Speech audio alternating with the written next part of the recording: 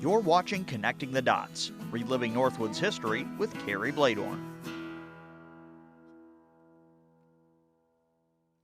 In the heart of Wisconsin's North Woods, where dense pine forests once echoed with the sound of the broadaxe and the rush of the spring snowmelt, lies a place where the echoes of history still guide our summer journeys.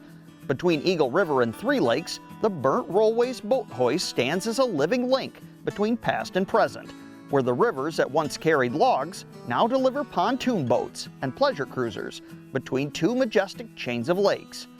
This rare artifact of maritime engineering connects the Northwoods logging legacy to the vibrant recreational life that thrives here today.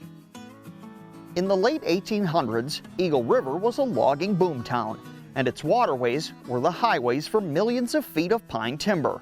On 9 Mile Creek, a tributary of the Wisconsin River, the Long Lake Improvement Company built the first dam at what became known as Burnt Rollways. At the time, it was a sluice dam, its job simple but vital, to hold and release water for flushing cut pine logs downstream toward the mighty Wisconsin and the sawmills downriver. The term rollway referred to the great piles of logs stacked high along a riverbank during the winter cut, waiting for the spring thaw and river driving season. In the early days of logging on the chain, this site was the scenes of stories told about huge log piles being burned, whether by lightning, sparks from a passing train, or as one version tells it, a crew of unpaid loggers setting fire to the timber in protest. Whatever the cause, the logs burned. The blackened ruins left behind gave this spot its lasting name, the Burnt Rollways. Its charred remains said to still be below the waterline near the dam. As the logging era waned, the site remained important. In 1907, the Wisconsin Valley Improvement Company acquired the dam, and by 1910 they had rebuilt it in concrete and added a marine railway in 1911, a track powered by a water wheel that hauled boats over the dam in a cradle. Early newspaper notices laid out the rules.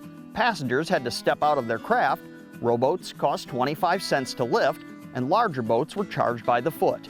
In 1949, the railway was electrified, and in 1952, WVIC replaced it with the gantry-style hoist still in use today, powered by World War II surplus motors and running along a 165-foot trestle.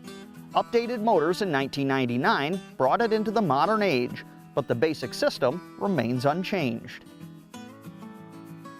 What makes the Burnt Rollways boat hoist unique is that it isn't just a curiosity or a convenience. It's there by law.